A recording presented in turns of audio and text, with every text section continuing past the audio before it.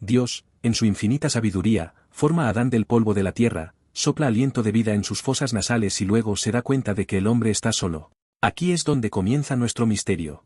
Según la versión más conocida de esta historia, Dios hizo caer a Adán en un sueño profundo y le quitó una de las costillas para, de ella, crear a Eva, la primera mujer. El panorama es claro, ¿no? Probablemente hayas visto esta escena en ilustraciones, películas o incluso escuchado sermones que refuerzan esta idea. ¿Pero es eso realmente lo que dice el texto original?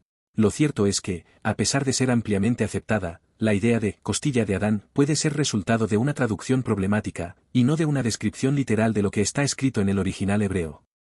Sí, escuchaste bien. El texto bíblico que ha llegado hasta nosotros ha pasado por muchas manos, muchas mentes y muchas interpretaciones a lo largo de los siglos. Y, como ya podrás imaginar, en este proceso es posible que se hayan perdido detalles, se hayan malinterpretado o incluso se hayan adaptado intencionadamente. Ahora, piensa conmigo, si no fue una costilla, entonces, ¿qué fue? ¿Qué palabra se usó en el texto original y por qué se tradujo de esa manera? Así que quédate hasta el final para entender esta historia, deja un me gusta y suscríbete al canal.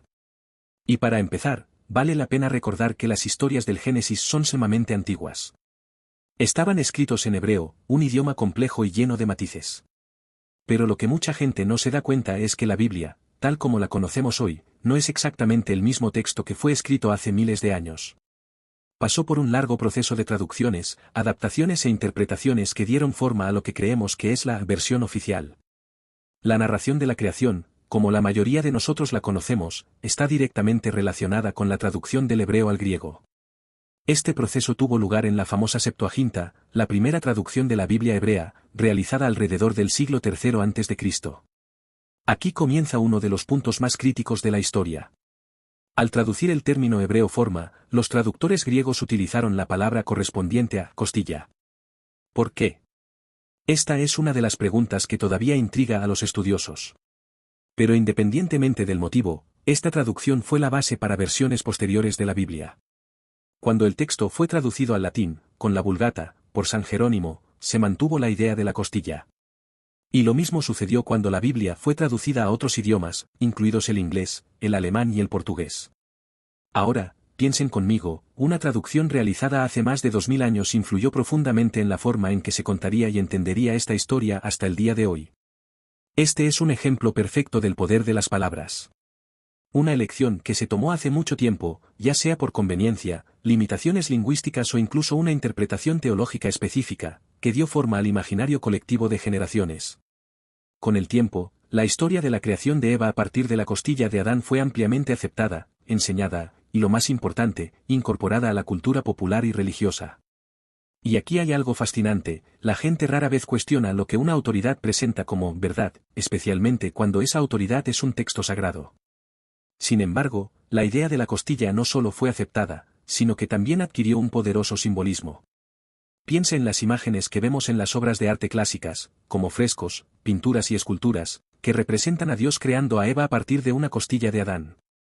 Estos registros artísticos ayudaron a cimentar esta narrativa en el imaginario popular, haciéndola casi incuestionable.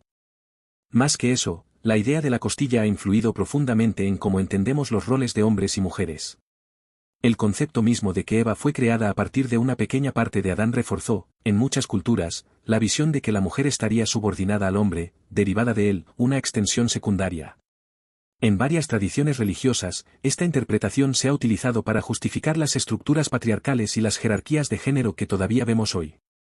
Y aquí hay un punto interesante, a lo largo de la historia, pocos se han detenido a preguntarse si esta narrativa estaba realmente alineada con el texto original o si era una interpretación moldeada por una visión cultural específica. Después de todo, ¿cómo se puede cuestionar algo que se ha enseñado durante siglos como una verdad indiscutible?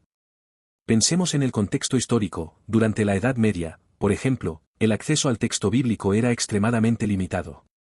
La mayoría de la gente no sabía leer y las escrituras solo estaban disponibles en latín, un idioma que pocos entendían. Esto significó que la narrativa que llegó al pueblo fue la explicada por los líderes religiosos. La idea de la nervadura, simple y visualmente llamativa, fue una forma eficaz de transmitir la historia de la creación. Y esta tradición continuó incluso después de la invención de la imprenta y la difusión de las traducciones de la Biblia.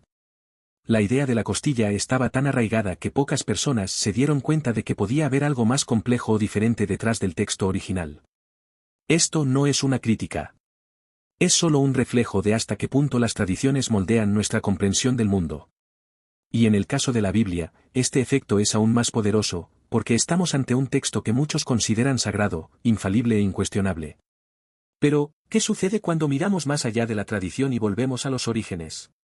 ¿Qué descubrimos cuando cuestionamos las decisiones tomadas por traductores, escribas e intérpretes a lo largo de los siglos? En el texto hebreo del Génesis, el término usado para describir lo que Dios tomó de Adán es forma. Y aquí comienza el misterio. Esta palabra, traducida como costilla en la mayoría de las versiones de la Biblia, no tiene un significado tan simple. De hecho, en ningún otro lugar de la Biblia forma se traduce como costilla. Así es, ningún otro texto hace esta asociación directa. ¿Así que lo que forma realmente quiere decir? En hebreo, aparece en otros contextos para describir algo así como un lado o una estructura lateral. Por ejemplo, en textos que hablan de la construcción del Templo de Salomón, forma se utiliza para describir los lados del edificio. También puede significar flanco o incluso parte de una estructura mayor.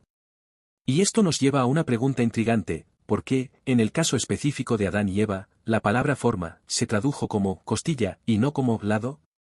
Es una elección que parece contradecir el uso común de la palabra en el propio texto bíblico. No caso de forma, traducir como costilla crea una imagen clara y sencilla, Dios tomando una pequeña parte de Adán para crear a Eva. Pero traducir como lado nos da una idea completamente diferente, mucho más amplia y simbólica. Imagínese que, en lugar de quitar solo un hueso, Dios literalmente partió a Adán por la mitad, creando a Eva de uno de sus costados. Esta visión sugiere igualdad, complementariedad y una conexión más profunda entre ambos. Ahora que sabemos que forma significa algo más cercano a lado o estructura lateral, surge una pregunta inevitable: ¿fue la traducción a costilla un error o una simplificación intencional? Antes de continuar, deja un me gusta y suscríbete al canal para que el algoritmo de YouTube recomiende este vídeo y vámonos. Primero, es importante recordar que las traducciones de la Biblia, especialmente las más antiguas, se hicieron en un contexto cultural muy diferente al nuestro. En el mundo antiguo, las sociedades eran profundamente patriarcales, y la idea de que Eva fue creada a partir de una pequeña parte de Adán y no de algo equivalente a él reforzó la idea de que la mujer derivaba del hombre, una creación secundaria. Esta interpretación no solo fue conveniente para el contexto cultural de la época, sino que también ayudó a sostener las jerarquías de género. Traducir forma como lado podría haber sido una idea revolucionaria, sugiriendo una igualdad fundamental entre hombres y mujeres. Pero esta interpretación no fue favorecida. Y hay otro factor a considerar. La traducción a Rib fue quizás un intento de simplificar la historia, haciéndola más accesible para la gente corriente. La idea de Dios quitando una costilla es visualmente clara, fácil de imaginar y transmitir oralmente. Ahora bien, la idea de que Dios divida a Adán por la mitad o le quite un lado completo puede parecer compleja o incluso desconcertante. Para entender mejor cómo forma se usó en el texto original, es útil mirar otros versículos donde aparece esta palabra. Un ejemplo notable es la descripción del Templo de Salomón, donde se utiliza para referirse a los lados del edificio. No se mencionan huesos ni costillas en estos contextos. Además, Génesis es un texto lleno de simbolismo y capas de significado. La palabra forma, utilizado para describir la creación de Eva, parece transmitir un mensaje más profundo sobre la relación entre el hombre y la mujer. La elección de traducirlo como costilla puede haber simplificado este simbolismo, pero también dejó de lado una interpretación que quizás sea más rica y significativa. Ahora que hemos descubierto el significado más amplio y simbólico de forma en el texto hebreo, ha llegado el momento de explorar las alternativas intrigantes que surgen de este descubrimiento. ¿Qué pudo haber sucedido realmente en ese momento de la creación de Eva? Una de las interpretaciones más directas forma es que Dios literalmente quitó un costado de Adán, no solo una costilla, sino una porción significativa de su cuerpo. Esta visión transforma la narrativa en algo mucho más profundo. Imaginemos a Dios no solo quitando un pequeño trozo de Adán, sino dividiéndolo simétricamente y creando a Eva a partir de una de sus mitades. Esta interpretación sugiere la igualdad desde el principio: el hombre y la mujer serían literalmente dos mitades de un todo. Esta idea también dialoga con el concepto de complementariedad. Si Eva fue creada a partir de un lado de Adán, entonces ella no es solo una extensión de él, sino alguien con quien comparte una conexión intrínseca, un equilibrio perfecto. Esto refuerza el mensaje de que ambos son igualmente importantes y necesarios en el plan divino. Otra alternativa intrigante es que forma no se refiere a una parte física específica del cuerpo de Adán, sino a algo más simbólico. Quizás el texto esté hablando de una esencia compartida, algo que trasciende la idea de carne y hueso. Piensa en el concepto de alma o espíritu. ¿Qué pasaría si Eva fuera creada a partir de la esencia de Adán, algo que simboliza no solo su conexión física, sino también su conexión emocional y espiritual? Esta interpretación sugiere que el acto creativo de Dios va más allá de la materia, e implica también la unidad de ambas en un nivel más profundo. Esto también habla de la declaración de Adán, esto es hueso de mis huesos y carne de mi carne. Aquí reconoce a Eva como alguien que comparte no solo su origen sino también su esencia, alguien con quien está profundamente conectado. Otra posibilidad que surge del análisis del texto hebreo es que forma se refiere a una estructura en el sentido arquitectónico. Recuerde, esta palabra se usa en otros contextos para describir los lados de los edificios, sugiriendo algo más relacionado con la construcción y el soporte. ¿Y si Eva fuera creada como una estructura complementaria de Adán, alguien que lo equilibra y lo completa? Esta visión va más allá de la idea de un lado literal o de una esencia compartida. Sugiere que Dios, al crear a Eva, estaba estableciendo un nuevo orden, un equilibrio entre fuerzas opuestas que se complementan perfectamente. En este contexto, la creación de Eva no se trata solo de tomar algo de Adán, sino de construir algo nuevo y armonioso. Revisar el relato de la creación nos enseña algo fundamental, nunca es demasiado tarde para aprender, corregir y crecer. La historia de la creación de Eva nos recuerda que la verdad no siempre es obvia a primera vista. Se requiere paciencia, dedicación y coraje para cuestionar. Y esto no solo se aplica a la Biblia. En nuestras vidas, a menudo aceptamos narrativas o interpretaciones que se nos dan sin cuestionarlas. Pero, tal como aprendimos de forma, siempre hay espacio para revisar, replantear y encontrar una nueva comprensión. Pero cuéntame, ¿qué te pareció este vídeo? Comenta en los comentarios si quiero saber tu opinión y deja un me gusta y suscríbete al canal para no perderte nada.